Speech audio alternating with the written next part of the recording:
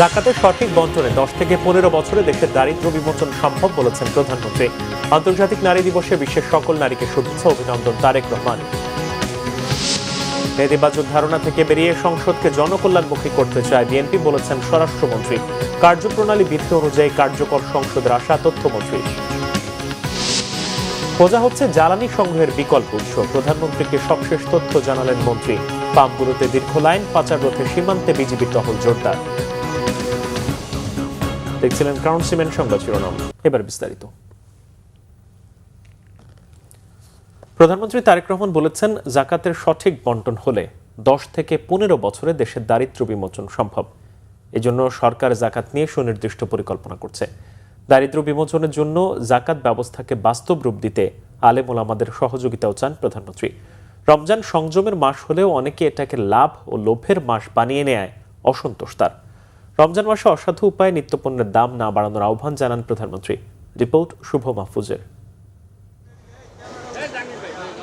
শনিবার রাষ্ট্রীয় অতিথি ভবন যমুনায় এতিম ও ওলামা মাশায়েখদের সম্মানে ইফতারের আয়োজন করেন প্রধানমন্ত্রী তারেক রহমান।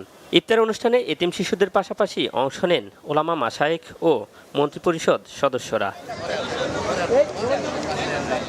অনুষ্ঠানে প্রধানমন্ত্রী তারেক রহমান বলেন, দেশের সামগ্রিক অবস্থা বিবেচনা করে এবার বড় ধরনের ইফতার অনুষ্ঠান আয়োজনে নিরুৎসাহিত করেছে সরকার। তবে এতিম ও আলেম ওলামাদের সম্মানে এই ইফতারের আয়োজন করেন তিনি। বিভিন্ন পরিস্থিতির কারণে যেমন গ্যাস, বিদ্যুৎ, জ্বালানি সহ বিভিন্ন ক্ষেত্রে ব্যয় সংকোচন এবং তুচ্ছতা সাধারণ অংশ হিসাবে এবারের রামাদানে আজ এবং গতকালের ইফতার মাহফিল সহ মোট 2টি ইফতার মাহফিলের আয়োজন করেছি আমরা। বৈশ্বিক পরিস্থিতির উন্নতি না হলে এবারের রামাদানে হয়তো আজকের এটি শেষ ইফতার মাহফিল আমাদের এই বড় আয়োজনের মাধ্যমে। আজকের ইফতার মাহফিলে অংশগ্রহণকারী ইয়েতিম সন্তানরাই আজকের সবচেয়ে গুরুত্বপূর্ণ মেহমান। প্রধানমন্ত্রী বলেন, রমজান সংযমের মাস হলেও অনেকে এটাকে ব্যবসায়িক সুযোগ হিসেবে নেয়। আহ্বান জানান অসাধু উপায়ে নিত্যপণ্যের দাম না বাড়াতে। পবিত্র রমাদান ত্যাগ এবং সংযমের মাস, রহমত, বরকত, সংযমের মাস। অথচ অপ্রিয় হলেও সত্য, রমাদান মাসকে আমাদের ভেতরে কেউ কেউ লাভ লোভ মাস হিসাবে বানিয়ে ফেলে। পবিত্র রমাদান মাসেও যারা অশুদ্ধ পন্থা অবলম্বন করছে, আপনাদের প্রতি আমার বিনীত আহ্বান, অনুগ্রহ করে আপনারা মানুষকে কষ্ট দেবেন না। ইসলামে জাকাত ব্যবস্থা থাকলেও জাকাতের সঠিক বন্টন হয় না বলে অভিমত তারেক রহমানের। এই ব্যাপারে চান আলেমদের ভূমিকা। ধনী দরিদ্র সব মিলিয়ে দেশে বর্তমানে পরিবারের সংখ্যা প্রায় 4 কোটির মতন। এসব পরিবারগুলোর মধ্যে যদি দরিদ্র কিংবা হতদরিদ্র পরিবারগুলোকে চিহ্নিত করে প্রতি বছর পর্যায়ক্রমে 5 লক্ষ পরিবারকে আমরা 50,000 টাকা থেকে 1 লক্ষ টাকা জাকাত দিতে পারি, আমি ব্যক্তিগতভাবে বিশ্বাস করি এসব পরিবারগুলোর মধ্যে বেশিরভাগ পরিবারগুলোকে হয়তো পরের বছর আর জাকাত নাও দিতে হতে পারে। লক্ষ্যভিত্তিক এবং সুনির্দিষ্ট পরিকল্পনার মাধ্যমে যদি জাকাত দেওয়া সম্ভব হয়, তাহলে 10 থেকে 15 বছরের মধ্যে শুধুমাত্র জাকাত ব্যবস্থাপনার মাধ্যমেই দেশের বহুলাংশে দারিদ্র্য বিমোচনে সম্ভব। দারিদ্র্য বিমোচনে জাকাত ব্যবস্থাকে বাস্তব রূপ দেওয়ার সরকারি পরিকল্পনার কথাও জানান প্রধানমন্ত্রী। জাকাত ব্যবস্থাপনাকে আরো কার্যকর এবং লক্ষ্যভিত্তিক করার চিন্তা ভাবনা করছে। শুভ মাহফুজ, বাংলা ভিশন, ঢাকা। আন্তর্জাতিক নারী দিবস উপলক্ষে বিশ্বের সকল নারীকে আন্তরিক শুভেচ্ছা অভিনন্দন জানিয়েছেন প্রধানমন্ত্রী তারেক রহমান। এ উপলক্ষে দেয়া এক বিবৃতিতে তিনি বলেছেন, সরকার নারীর নিরাপত্তা বিধানকে সর্বোচ্চ অগ্রাধিকার দিচ্ছে। সাইবার বুলিং এবং অনলাইনে নারীর বিরুদ্ধে হয়রানি বন্ধে সরকার কঠোর অবস্থান নিয়েছে। প্রধানমন্ত্রী বলেন, একটি রাষ্ট্রের উন্নয়ন তখনই টেকসই হয় যখন নারীর অধিকার, শিক্ষা, স্বাস্থ্য, নিরাপত্তা, অংশগ্রহণ নিশ্চিত হয়। তিনি বলেন, তারা এমন একটি বাংলাদেশ গড়তে চান যেখানে নারী পুরুষ সবাই সমান অধিকার ভোগ করবে, সম্মান ও মর্যাদা এবং নিরাপত্তা নিয়ে পরিবার, রাষ্ট্র ও সমাজে কাজ করবে। বিদ্যমান সমাজে সমতা হোক অঙ্গীকার, মর্যাদা হোক বাস্তবতা, আর ক্ষমতায়ন হোক উন্নয়নের ভিত্তি। আন্তর্জাতিক নারী দিবস উপলক্ষে গৃহীত সকল কর্মসূচির সফলতা কামনা করে প্রধানমন্ত্রী বলেন, নারীদের রাষ্ট্র, সরকার ও রাজনীতির মূলধারার বাইরে রেখে উন্নয়ন সম্ভব নয়। বিশেষ করে নারীর অর্থনৈতিক ক্ষমতা নিশ্চিত না হলে ঘরে বাইরে সামগ্রিক উন্নয়নের সুফল সম্ভব নয়। বর্তমান সরকার নারীর অর্থনৈতিক ক্ষমতায়নে ফ্যামিলি কার্ড চালু করেছে। তার সরকারের লক্ষ্য নির্বাচনী প্রতিশ্রুতির বাস্তবায়নের অংশ হিসেবে স্নাতকোত্তর পর্যন্ত বিনামূল্যে শিক্ষা চালু করা, উচ্চশিক্ষায় নারীর অংশগ্রহণ বৃদ্ধি, মেয়েদের জন্য free school uniform, digital learning সুবিধা এবং আধুনিক শিক্ষা ব্যবস্থা সম্প্রসারণ করা। ভোর থেকে গভীর রাত, সংসার, সন্তান আর কর্মজীবন সব মিলিয়ে একজন নারীর দিন যেন শেষ হতেই চায় না। ঘরের কাজের পাশাপাশি অনেক নারী যুক্ত থাকছেন আয়ের কাজেও, কিন্তু সেই শ্রমের বড় অংশই থেকে যায় অদৃশ্য। আন্তর্জাতিক নারী দিবসে এমনই দুই নারীর গল্প জানাচ্ছেন আসমা আক্তার নূপুর। ভোর ৬টা, শহরের অনেকে তখনও ঘুমিয়ে, কিন্তু রান্নাঘরে এরই মধ্যে ব্যস্ত জিনাত। নাস্তা তৈরি, সন্তানের টিফিন, স্বামীর অফিসের প্রস্তুতি। দিনের শুরুতে তার কাজের তালিকা লম্বা। ভোরের আলো ফোটার আগেই শুরু, শেষ গভীর রাতে। সংসারের কাজ, সন্তানের দেখভাল, পরিবারের যত্ন, সব মিলিয়ে একজন নারীর এই অক্লান্ত পরিশ্রমের হিসাব কজনই বা রাখে।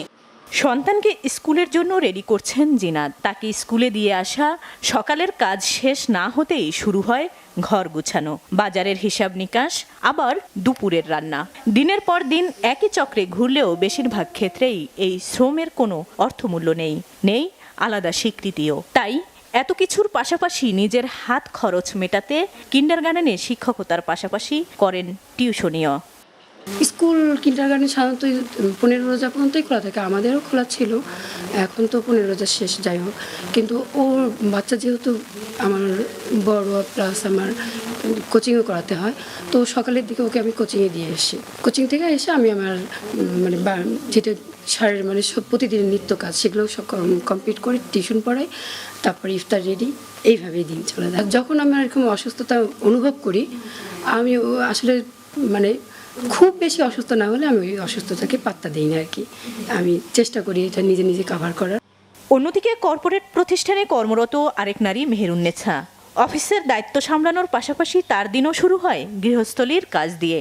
মাঝে মাঝে হোম অফিসে ল্যাপটপে কাজের ফাঁকেই কখনো রান্নাঘর, কখনো সন্তানদের খোঁজ খবর, দুই দায়িত্বই যেন পাশাপাশি চলতে থাকে।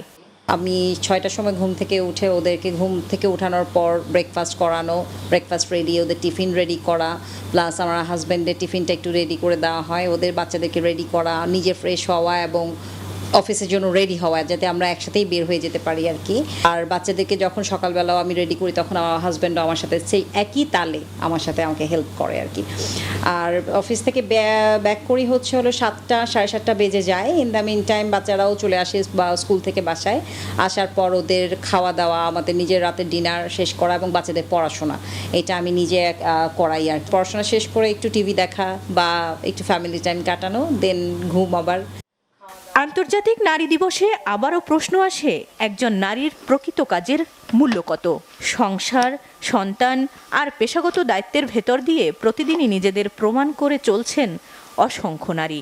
সম্মান, সহযোগিতা আর সমান দায়িত্ব ভাগাভাগি, এগুলোই হয়তো কমাতে পারে নারীর অদৃশ্য শ্রমের ভার। আসমা আক্তার নূপুর, বাংলাভিশন, ঢাকা। অতীতের নেতিবাচক ধারণা থেকে বেরিয়ে সংসদকে জনকল্যাণমুখী করতে চায় বিএনপি। গুলশানে দুদিনের কর্মশালার শেষ দিনে শনিবার এমনটি জানিয়েছেন দলটির স্থায়ী কমিটির সদস্য স্বরাষ্ট্রমন্ত্রী সালাউদ্দিন আহমদ। আর কার্যপ্রণালী বিধি অনুযায়ী এবার একটি কার্যকর সংসদের আশা করছেন তথ্যমন্ত্রী জহিরুদ্দিন স্বপন। নাবিল জাহাঙ্গীরের রিপোর্ট। শনিবার সকাল থেকে বিএনপির গুলশান কার্যালয়ে আসতে থাকেন দলটির নবনির্বাচিত সংসদ সদস্য ও জ্যেষ্ঠ নেতারা। জাতীয় সংসদের প্রথম অধিবেশন সামনে রেখে নবনির্বাচিত সংসদ সদস্যদের নিয়ে বিএনপির 2 দিনব্যাপী কর্মশালার শেষ দিন শনিবার এতে অংশ নেন ঢাকা, ময়মনসিংহ, ফরিদপুর, সিলেট, কুমিল্লা ও চট্টগ্রাম বিভাগের এমপিরা। 2 ঘণ্টা ব্যাপী চলা এই কর্মশালায় অভিজ্ঞ সাবেক আমলা, একাডেমিশিয়ান ও সাবেক সংসদ সদস্যদের মাধ্যমে এমপিদের দায়িত্ব, মন্ত্রিসভার সদস্যদের সংসদীয় রেওয়াজ ও মন্ত্রণালয় পরিচালনায় দক্ষ করে তুলতে কৌশলগত ভূমিকা কেমন হবে তা তুলে ধরা হয়। নিয়মকানুনগুলিকে এইগুলি আসলে শিখিয়েছে। আসলে এই পার্লামেন্টটা তো আপনারা জানেন যে বাংলাদেশের 17 বছর ধরে পার্লামেন্টের একটা হাস্যকর ব্যাপার ছিল। এটাকে যাতে ফিরে আসা যায়, এটাকে যাতে সুন্দর করে করা যায়, এটা যাতে প্রাণের একটা সংসদ যাতে হয়, ওইটার জন্য আসলে বলা হয়েছে। যারা বিভিন্ন বিশেষজ্ঞ মানুষ এবং সিনিয়র পার্লামেন্টারিয়ান ছিলেন, দীর্ঘ অনেকদিন যারা পার্লামেন্ট মেম্বার ছিলেন, যারা ভালো জানেন বুঝেন, ওরা আমাদের কিছু ব্রিফ করেছেন, আমরা সেটা আত্মস্থ করবার চেষ্টা করেছি। কর্মশালা শেষে গণমাধ্যমের সাথে কথা বলেন তথ্যমন্ত্রী, জানান একটি কার্যকরী সংসদের জন্য এই ধরনের আয়োজন। স্পিকারকে অভিভাবক মেনে রুলস অফ প্রসিডিউরের মাধ্যমে কিভাবে পার্লামেন্টে একজন এমপি রোল প্লে করবেন, এই সমস্ত যে তার মধ্যে সুপ্ত প্রশ্ন, সেই প্রশ্নগুলির উত্তরকে আমরা সংগঠিত আকারে তাদের দিচ্ছি। দেশের প্রচলিত নিয়ম অনুযায়ী, আমাদের দেশের সংসদীয় ব্যবস্থা অনুযায়ী সংসদের প্রথম অধিবেশনে রাষ্ট্রপতি বক্তব্য দিবেন। এ ব্যাপারে সমস্ত প্রস্তুতি সম্পন্ন হয়ে গেছে। বিএনপির স্থায়ী কমিটির সদস্য ও স্বরাষ্ট্রমন্ত্রী সালাউদ্দিন আহমেদ বলেন, সংসদ নিয়ে অতীতের নেতিবাচক ধারণা থেকে বেরিয়ে আসতে চায় বিএনপি, যাতে অতীতের ব্যাড কালচার যেগুলো হয়েছে, যেগুলো ব্যাড প্রেসিডেন্ট সৃষ্টি হয়েছে পার্লামেন্ট সম্পর্কে এবং মানুষের যে নেতিবাচক ধারণা সৃষ্টি হয়েছে, এগুলো সব মানুষের মন থেকে আমরা মুছে দেবো ইনশাআল্লাহ। আমরা একটা ভালো পার্লামেন্টারি প্র্যাকটিস আমরা সৃষ্টি করব এবং তার মাধ্যমে নজির স্থাপন করব, আর জাতির জন্য আমরা বেস্ট কন্ট্রিবিউশন যাতে করতে পারি এই পার্লামেন্টের মধ্য দিয়ে, সেই চেষ্টা করছি। শুক্রবার প্রথম দিনের প্রথম সেশনে মন্ত্রী, প্রতিমন্ত্রী, উপদেষ্টা, চিফ হুইপ এবং হুইপরা অংশ নেন। এদিন কর্মশালা উদ্বোধন করে বক্তব্য রাখেন প্রধানমন্ত্রী ও সংসদের নেতা তারেক রহমান। নাবিল জাহাঙ্গীর, বাংলাভিশন, ঢাকা। তেল নিয়ে উদ্বিগ্ন হবার কিছু নেই, দেশে পর্যাপ্ত জ্বালানি মজুদ রয়েছে, জানিয়েছেন বিদ্যুৎ, জ্বালানি ও খনিজ সম্পদ মন্ত্রী ইকবাল হাসান মাহমুদ। শনিবার বিকেলে তেজগাঁও প্রধানমন্ত্রীর কার্যালয়ে দেশের জ্বালানির সবশেষ অবস্থা প্রধানমন্ত্রীকে অবহিত করার পর সাংবাদিকদের তিনি এই তথ্য জানান। মন্ত্রী বলেন, সরকার বাধ্য হয়ে তেল রেশনিং এর সিদ্ধান্ত নিয়েছে। তেলের ঘাটতির কথা বলে যেন কেউ বাজারে পরিস্থিতির সুযোগ নিতে না পারে, সেজন্য রোববার থেকে মোবাইল কোচ পরিচালনা করা হবে। বিকল্প উৎস থেকে জ্বালানি তেল সরবরাহ নিশ্চিতে সরকার কাজ করছে বলেও জানান তিনি।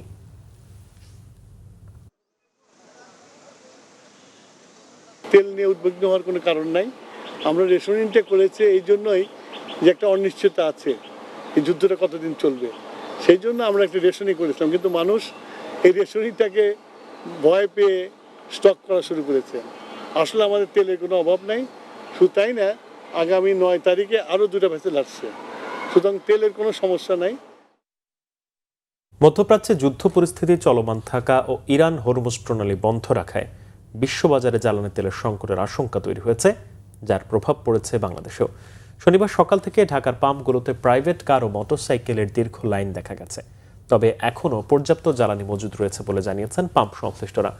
আর আপৎকালীন পরিস্থিতি মোকাবিলায় মিতব্যয়ী হতে হবে, এমনটাই মনে করছে সাধারণ মানুষ। মোবাশ্বের আহমেদের রিপোর্ট। যুক্তরাষ্ট্র, ইসরায়েল ও ইরানের পাল্টাপাল্টি হামলা ও মধ্যপ্রাচ্যের যুদ্ধ পরিস্থিতিতে হরমুজ প্রণালী বন্ধ হয়ে যাওয়ায় বিশ্ববাজারে জ্বালানি সরবরাহ কমেছে, যার প্রভাবে বাংলাদেশে তীব্র জ্বালানি সংকটের আশঙ্কা তৈরি হয়েছে। শনিবার সকালে রাজধানীর পেট্রোল পাম্পগুলোতে উপচে পড়া ভিড় দেখা গেছে। দীর্ঘ সময় লাইনে দাঁড়িয়ে তেল নিতে হচ্ছে। আমি প্রথমে গেছিলাম 7 রাস্তা, ওখানে তেল পাই নাই, মানে একদম পাম্প বন্ধ, সব জায়গা থেকে সিরিয়াল, কোনো জায়গা পাওয়া যাচ্ছে না। বিগত 2 দিনে বেশি বেশি করে তেল লোড করছে প্রাইভেট কার গাড়িতে, কিছু অসাধু ব্যবসায়ীরা ড্রাম ভরতে, যার কারণে এই সমস্যাটা হয়েছে। প্যানিক হয়ে গেছে অনেকেই, আমি প্যানিক না, কারণ আমার অফিস পিজিতে, তা আমি এখন তেল নিতে আসছি অফিস পাকি দিয়ে। প্যানিকের কিছু নাই, আমাদের পর্যাপ্ত তেল আছে, চাহিদা অনুযায়ী সবাই পাবে। কষ্ট হলেও বৈশ্বিক পরিস্থিতি বিবেচনায় সৃষ্ট হওয়া জ্বালানি তেলের সংকট মোকাবেলা করতে হবে বলে মনে করেন অনেকে।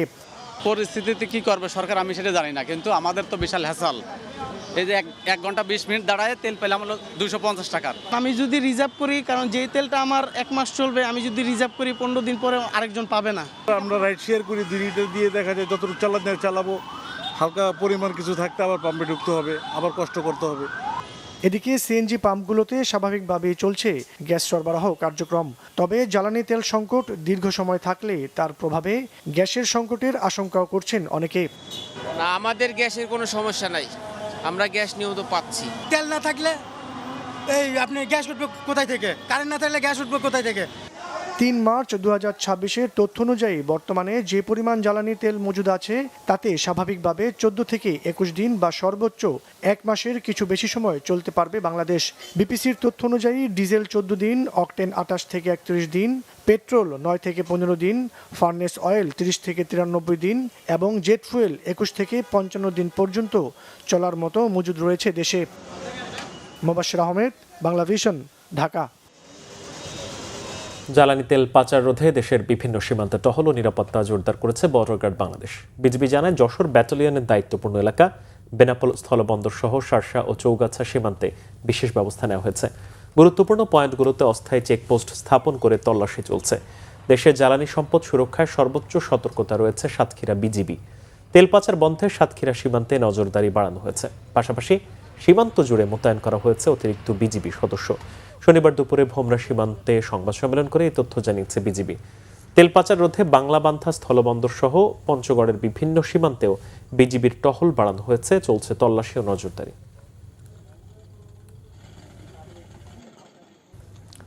রমজান ও ঈদ সামনে রেখে বাজার পরিস্থিতি স্থিতিশীল রয়েছে বলে জানিয়েছেন মুক্তিযুদ্ধ বিষয়ক প্রতিমন্ত্রী শেখ হোসেন। শনিবার সকালে রাজধানীর শ্যামবাজারে ভোক্তা অধিদপ্তরের কর্মকর্তাদের সঙ্গে পাইকারি ও খুচরা বাজার পরিদর্শন করেন মুক্তিযুদ্ধ বিষয়ক প্রতিমন্ত্রী।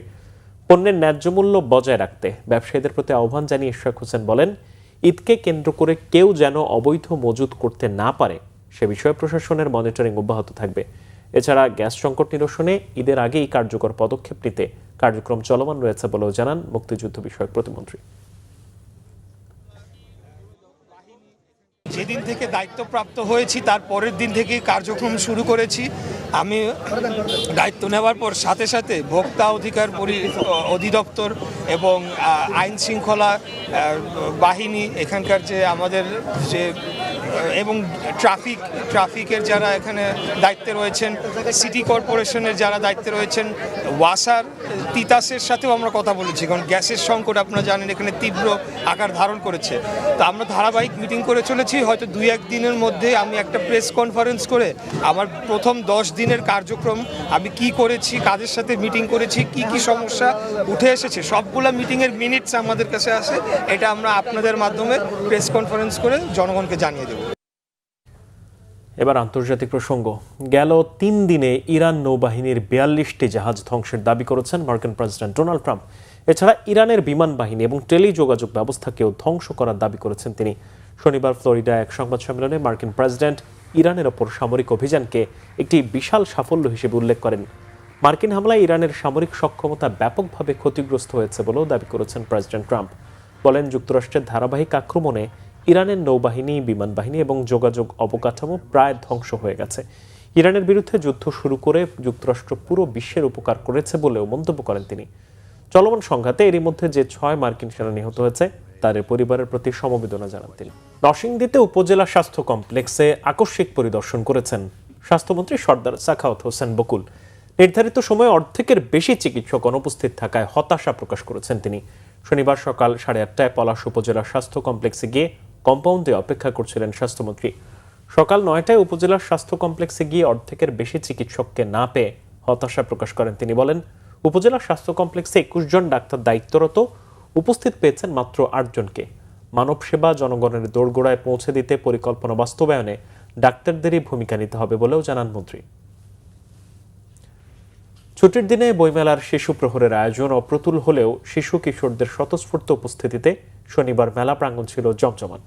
অভিভাবকরা বলছেন, কমিক্স বই প্রকাশনায় বৈচিত্র্য থাকলেও ছবিসহ শিশুতোষ ছড়া কবিতার বই খুবই কম। এছাড়া চাহিদা থাকলেও প্রতিবন্ধী বা বিশেষ চাহিদা সম্পন্ন শিশুদের জন্য বাংলা একাডেমি সহ মেলায় অংশ নেওয়া প্রকাশনীগুলোর তেমন কোনো আয়োজন নেই।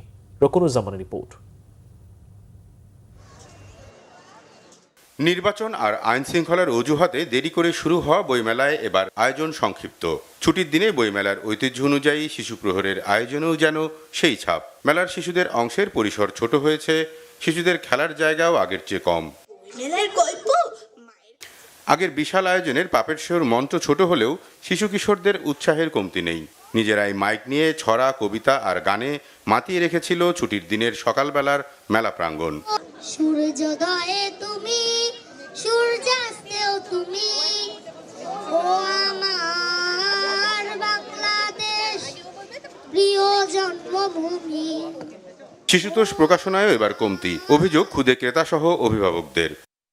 ছবি এঁকে বই পাওয়া যায়, আবার ওখানে ওসমান হাদির বই পাওয়া যায়, ওখানে আবার পাগলের বই পাওয়া যায়। মেলায় অনেক স্টল এবার আসছে, আবার অনেকগুলো আসেও না। আর আমি কমিক্স কিনছি 2টা, অন্তিক মাহমুদ লেখকের নাম, আর একটা বই কিনেছি যেটার নাম অভিশপ্ত জাতি ইহুদি। ছড়াদের মজার মজার ছড়ার যে বইগুলো, ওই বইগুলো বেশি ভালো লাগে ওদের পড়ে শোনাতে। তো ওই বইগুলোর কালেকশন যদি আরো বেশি থাকে তাহলে আরো ভালো হবে। তো এত বই, কিন্তু এই ভিজুয়াল ইম্পায়ার যারা, তারা যে এই বইগুলো যাতে পড়তে পারে সেরকম ব্যবস্থার ভীষণ রকম অভাব। মানে সিলেক্টিভ কিছু বইও যদি বাংলা একাডেমি, শিল্পকলা একাডেমি এরাও যদি গল্পের বইগুলো ব্রেইল করে এদের জন্য, সেই বইগুলো এরা নিয়ে পড়তে পারে। মানে হারলেই ভেঙে পড়ে, তবে হার মানে একটা শিক্ষা, এটা আমি মনে করি। হেরে যাওয়া মানে সব কিছু শেষ নাই, এটা একটা শিক্ষা। অ্যালবার্ট আইনস্টাইনের মতো ব্যক্তি বলে যে যারা কখনো হারেনি তারা নতুন কিছু চেষ্টা করেনি। 26 ফেব্রুয়ারি থেকে মাত্র 17 দিনের জন্য শুরু হওয়া বইমেলার এবার পর্দা নামবে 15 মার্চ। রকুনুজ্জামান, বাংলা ভিশন, ঢাকা। সংবাদ শেষ করব ক্রাউন সিমেন্ট শিরোনামগুলো আরো একবার জানিয়ে। জাকাতের সঠিক বণ্টনে 10 থেকে 15 বছরে দেশে দারিদ্র্য বিমোচন সম্ভব বলেছেন প্রধানমন্ত্রী। আন্তর্জাতিক নারী দিবসে বিশ্বের সকল নারীকে শুভেচ্ছা ও অভিনন্দন। নেতিবাচক ধারণা থেকে বেরিয়ে সংসদকে জনকল্যাণমুখী করতে চায় বিএনপি বলেছেন স্বরাষ্ট্রমন্ত্রী।